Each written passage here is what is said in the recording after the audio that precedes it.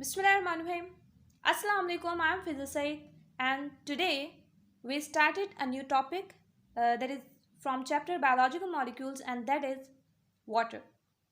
With a new spirit, with a new enthusiasm, so let's start a topic. आज हम water start करेंगे और इंशाल्लाह मैं आपको अगर यहाँ पे ज़रूरत होगी तो मैं सिंध बुक से पढ़ाऊँगी, अगर ज़रूरत नहीं होगी तो मैं नहीं पढ़ाऊँगी। जे मैंने वाटर सिर्फ फेडरल बुक से लिखा है क्योंकि मुझे नहीं लगा कि यहाँ से सिंध बुक या किसी और बुक की ज़रूरत है यहाँ से पढ़ने की। जे वो नोट्स हैं जो मैंने अपने लिए बनाए थे और ये बेनिफिशियल साबित हुए थे मेरे लिए बहुत, तो मैंने सोचा कि आपके साथ भी यही नोट्स शेयर करूँ। So let's start a topic. So water, ठीक है, वाटर जो है 2/3 of earth that is water. 2/3 हिस्सा जो अर्थ का है that is made up of water. 70% living organism में वाटर पाया जाता है, यानी कि 70% हमारी बॉडी में वाटर पाया जाता है। लेस वाटर, कम वाटर जो होता है वो सीड्स और बोन्स में पाया जाता है, दैट इज 20%। सो सीड्स और बोन्स में 20% वाटर पाया जाता है, ठीक है ना। देन जस्ट अ मिनट, आपको नज़र नहीं आ रहा होगा, जस्ट अ मिनट, एक मिनट से,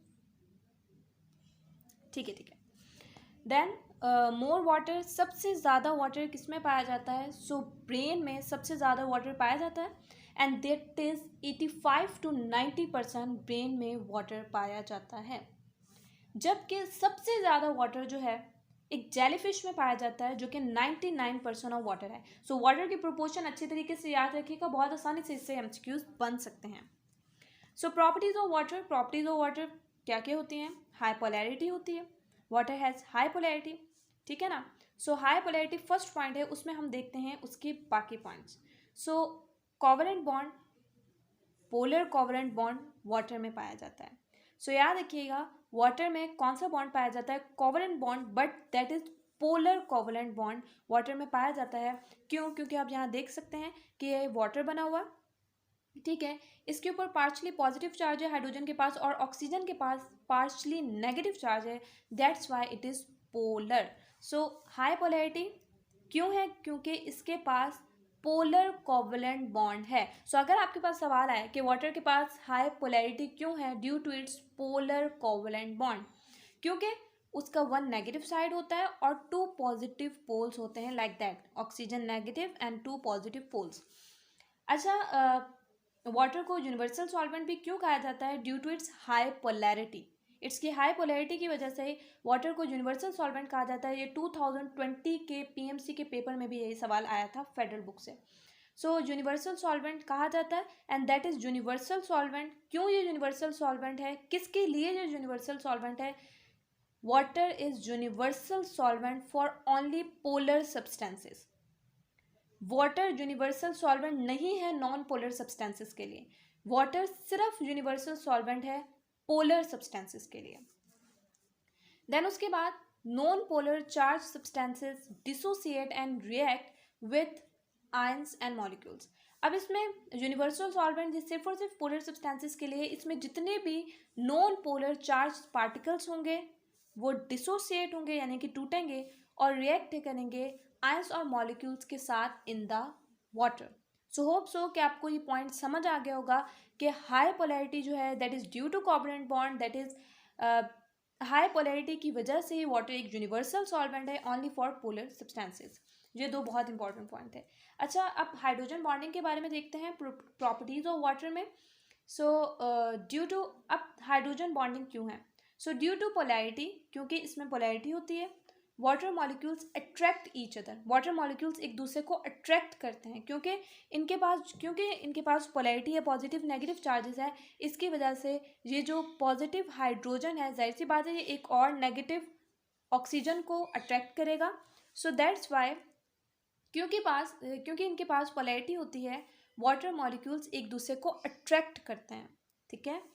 हाइड्रोजन बॉन्ड जो है वाटर में कोई बहुत ज़्यादा स्ट्रॉन्ग, वैसे हाइड्रोजन बॉन्ड एक स्ट्रॉन्ग बॉन्ड होता है, लेकिन in water it's not a strong bond, it's a weak bond according to federal book. इसके अलावा वाटर लिक्विड के फॉर्म में होता है। वाटर जो है क्यों लिक्विड के फॉर्म में होता है? क्यों वो लिक्विड के फॉर्म में होता है? ड्यू टू हाइड्रोजन बॉन्डिंग, ठीक है। अडहेशन और कोहेशन फोर्सेस जो वाटर में पाई जाती हैं, जिसकी वजह से वाटर एक बेस्ट ट्रांसपोर्ट मीडियम है।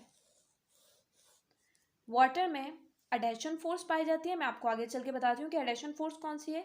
कोहेशन फोर्स जो होती है, जिनकी वजह से वाटर अपनी मूवमेंट करता है, ये फोर्सेस भी क्यों पाई जाती हैं?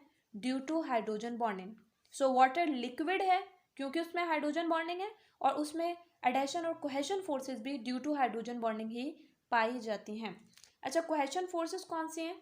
वो फोर्स जो अमंग द वाटर मॉलिक्यूल्स पाई जाए, जो वाटर मॉलिक्यूल्स में पाई जाए, दो वाटर मॉलिक्यूल्स के दरमियान पाए जाए, that is called the cohesion force. लेकिन जिसकी वजह से वाटर मूव करता है फ्रीली। सो आपसे कभी भी पूछा जाए वाटर किस फोर्स की वजह से मूव करता है freely? Due to cohesion force. अगर मैं अडहेशन फोर्स की बात करूं तो इनमें अट्रैक्शन किसके दरमियान होती है? पोलर सब्सटेंसेस के दरमियान, ठीक है। पोलर सब्सटेंसेस और वाटर के दरमियान जो फोर्स ऑफ अट्रैक्शन होगी, दैट इज कॉल्ड अडहेशन। यानी कि अगर सिर्फ वाटर मॉलिक्यूल्स के दरमियान अट्रैक्शन है, that is called cohesion. But अगर अट्रैक्शन जो है वाटर और किसी सब्सटेंस के दरमियान है और वो सब्सटेंस पोलर सब्सटेंस है, then it is called the adhesion. Adhesion और कोहेशन फोर्सेस पहले ही हमने बात करी, that is due to hydrogen bond. और अडहेशन और कोहेशन फोर्सेस की वजह से ही वाटर की मूवमेंट होती है। वाटर एक बेस्ट ट्रांसपोर्ट मीडियम है, ठीक है, due to cohesion and adhesion force. इसके अलावा नेक्स्ट प्रॉपर्टी पे चढ़ते हैं, और नेक्स्ट प्रॉपर्टी जो है that is high specific heat capacity. सबसे पहले हीट कैपेसिटी क्या होती है? हीट कैपेसिटी जो है that is the amount of heat required to change minimum temperature. वो अमाउंट ऑफ हीट जिसकी वजह से हम थोड़ा सा टेम्परेचर चेंज कर सकें, that is called heat capacity. Specific heat capacity क्या होती है? जब हम किसी ग्राम सब्सटेंस की हीट दे के उसके टेम्परेचर को चेंज करें। जब आपके पास कोई ग्राम सब्सटेंस ना हो तो वो हीट कैपेसिटी है। स्पेसिफिक हीट कैपेसिटी तब होगा जब इसमें कोई ग्राम सब्सटेंस आ जाएगा। सो अमाउंट ऑफ कैलोरीज, जो कि हीट का यूनिट है, the amount of heat required to raise 1 gram of temperature of substance through 1 degree Celsius, that is called specific heat capacity, ठीक है। अगर किसी ग्राम सब्सटेंस का हम टेम्परेचर इंक्रीज करेंगे तो वो स्पेसिफिक हीट कैपेसिटी कहलाएगी, only 1 Celsius by giving heat. अच्छा, स्पेसिफिक हीट कैपेसिटी क्यों है? Specific heat capacity is also due to hydrogen bonding. Water की हाई स्पेसिफिक हीट कैपेसिटी है। हाई स्पेसिफिक हीट कैपेसिटी की वजह क्या है? देखें, हम जैसे ही अगर मैं पानी को बॉयल करने के लिए रखती हूँ चूल्हे पे, ठीक है ना, तो मैं उसे हल्का सा बॉयल करती हूँ। अगर मैं उसे हल्का सा टेम्परेचर देती हूँ तो ऐसे तो नहीं होता ना वो उसी वक्त बॉयल होना शुरू हो जाता है। हमें 100 डिग्री सेल्सियस देना पड़ता है, उसके बाद वो बॉयल होना शुरू होता है। ऐसा ही है ना? तो इसका मतलब क्या है कि इसकी हाई स्पेसिफिक हीट कैपेसिटी है, यानी कि मैं उसे बहुत ज़्यादा टेम्परेचर दूंगी तो वो अपनी हीट चेंज करेगा। यानी उसके पास हीट कैपेसिटी बहुत ज़्यादा है, वो बहुत ज़्यादा हीट को अपने पास रखता है, उसके बाद अपने आप को चेंज करता है, ठीक है ना। So due to hydrogen bonding की वजह से इसकी हाई स्पेसिफिक हीट कैपेसिटी है। वाटर एक्ट एज स्टेबलाइजर और रेगुलेटर। वाटर हमारे अंदर बहुत सारी ऐसी चीज़ें हैं जिसमें फॉर एग्जांपल हमारे अंदर सेल्स हैं, वो डिस्ट्रॉय हो जाते हैं अगर वाटर एक स्पेसिफिक हीट नहीं रखता। फॉर एग्जाम्पल अगर मैं आपसे बात करूं कि हमारे अंदर प्रोटोप्लाज्म है, ठीक है ना, प्रोटोप्लाज्म में क्या मौजूद है? वाटर मौजूद है। अगर वाटर एक अच्छा स्टेबलाइजर नहीं होता तो हम अभी तक जिंदा नहीं होते। जैसे बाहर अगर टेम्परेचर ज़्यादा होता तो हमारा टेम्परेचर भी बहुत ज़्यादा हो जाता और जिसकी वजह से हम सब मर जाते हैं। सो अल्लाह ताला ने ऐसा निज़ाम बनाया है जिसके ज़रिए हमारे अंदर वाटर मौजूद है और वाटर उस सारी हीट को एब्जॉर्ब कर लेता है, जिसकी वजह से water act as a stabiliser और रेगुलेटर। स्टेबलाइजर के तौर पर काम करता है water. Protect living material against thermal changes. जैसे मैंने आपको बात कर ली कि लिविंग मटेरियल क्या होता है? प्रोटोप्लाज्म होता है, बाहर थर्मल चेंजेस होते हैं, लेकिन ये हमें प्रोटेक्ट करके रखता है। कौन? वाटर। देन आगे चलते हैं, high heat of vaporisation. What is high heat of vaporisation? Number of calories absorb per gram वेपराइज्ड। यानी कि कितने कैलोरीज एब्जॉर्ब कर रहे हैं हम किस चीज़ के, हीट के, और कितना हम में से वेपराइज हो रहा है। या किसी चीज़ में से फॉर एग्जांपल एक ग्लास ऑफ वाटर है, या आप कहीं पानी गिरा हुआ हो, ठीक है ना, अगर वो हीट पहले एब्जॉर्ब करता है, अगर आपने कभी देखा हो कि बाहर कहीं वाटर गिरा हुआ है, उस पर जितनी हीट गिरेगी, जब उस पर कोई सनलाइट आती है तो सनलाइट क्या करती है, sunlight number of calories water absorb करता है, उसके बाद कुछ ग्राम अगर वेपराइज हो, अगर वो वाटर सनलाइट को एब्जॉर्ब करे, नंबर ऑफ कैलोरीज एब्जॉर्ब करने के बाद कुछ ग्राम वेपराइज हो, यानी कि वो ख़त्म हो जाए, वहाँ से उड़ जाए, then it is called high heat of vaporisation. अच्छा याद रखिएगा 574 कैलोरीज पर ग्राम होती हैं। एक ग्राम में कितनी कैलोरीज होंगी, 574 कैलोरीज। अच्छा, इसके अलावा minimum loss of water, large heat lost. अब देखिए हाई हीट ऑफ वेपराइजेशन क्या है। फॉर एग्जांपल अगर मैं एग्जांपल ले लूँ स्वेटिंग की, स्वेटिंग इन समर, हमें जब टेम्परेचर बहुत ज़्यादा होता है बाहर का, तो क्या होता है, हमें ये होता है कि हम बहुत ज़्यादा टेम्परेचर एब्जॉर्ब करते हैं, जिसके नतीजे में क्या होता है, मिनिमम लॉस ऑफ वाटर होता है। पसीने की सूरत में थोड़ा सा लॉस ऑफ वाटर होता है, लेकिन उससे हमारे बदन की बहुत ज़्यादा हीट लॉस्ट हो जाती है। So it is called minimum loss of water की वजह से लार्ज हीट लॉस्ट हो रही है हमारी बॉडी से ड्यू टू स्वेटिंग। सो ये क्या कहलाएगा, हाई हीट ऑफ वेपराइजेशन। समझ आई बात। अब आगे चलते हैं। सो हाइड्रोफोबिक एक्सक्लूजन क्या है, that is a reduction in contact area between hydrophobic substances and water, यानी कि रिडक्शन होना, कमी होना कॉन्टैक्ट एरिया के बिटवीन हाइड्रोफोबिक सब्सटेंसेज, वो सब्सटेंसेज जो वाटर को पसंद नहीं करते, और वाटर के दरमियान, that is called hydrophobic exclusions.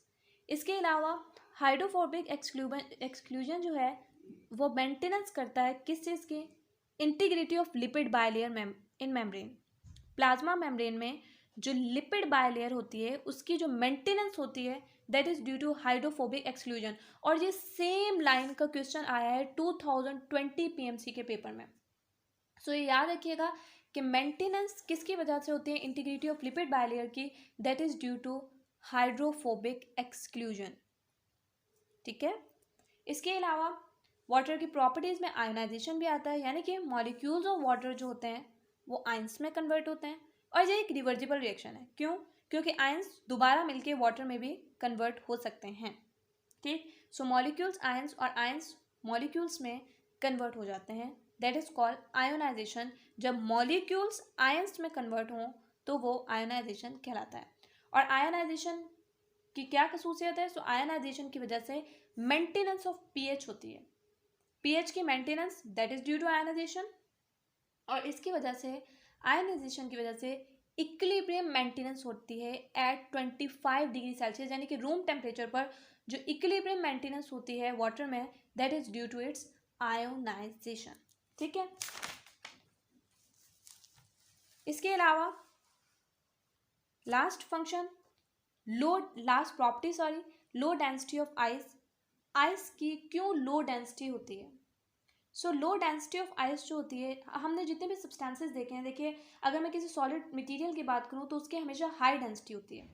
कोई भी मैं सॉलिड मटेरियल की बात करूँ तो उसकी हाई डेंसिटी होती है, ठीक है ना। लेकिन अगर मैं वाटर की बात करूँ, वाटर में सॉलिड मटेरियल क्या होगा, उसका आइस। लेकिन आइस का जो डेंसिटी होती है वो कम होती है। सो ये बात याद रखिएगा, जितने भी सॉलिड मटेरियल्स होते हैं एक्सेप्ट वाटर, उनकी डेंसिटी ज़्यादा होती है, जबकि जो आइस होती है उसकी डेंसिटी लो होती है। अब इसका रीज़न पढ़ते हैं क्यों लो होती है। क्योंकि आइस का, एक मिनट, आइस का जो स्ट्रक्चर होता है वो जॉइंट होता है, इसमें हाइड्रोजन बॉन्डिंग पाई जाती है, और ये प्रोवाइड करता है एक लेटिस स्ट्रक्चर। दैट्स वाई जितने भी सॉलिड मटेरियल होते हैं उनकी डेंसिटी हाई होती है, लेकिन वाटर जब सॉलिड में कन्वर्ट होता है उसकी डेंसिटी लो होती है, क्योंकि उसके अंदर हाइड्रोजन बॉन्डिंग पाई जाती है, उसका स्ट्रक्चर बहुत बड़ा होता है, और वो प्रोवाइड करता है एक लेटेस्ट स्ट्रक्चर। जो ये 3 पॉइंट्स थे जिसकी वजह से लो डेंसिटी ऑफ आइस होती है। सो यहाँ पे हमारा टॉपिक ख़त्म होता है। अगर आपको मेरी वीडियो अच्छी लगी है तो वीडियो को लाइक कीजिए, मेरे चैनल को ज़रूर सब्सक्राइब कीजिएगा, ताकि आपको मैं फेडरल से और सिंध से, अगर इम्पॉर्टेंट है फेडरल से, सिंध से और पंजाब से, तीनों से पढ़ाऊँगी। अगर इम्पॉर्टेंट नहीं है तो सिर्फ फेडरल से पढ़ाऊँगी आपको बायोलॉजी। रखिएगा मुझे अपनी दुआओं में याद। मिलते हैं नेक्स्ट वीडियो के साथ, जब तक के लिए अल्लाह हाफिज़।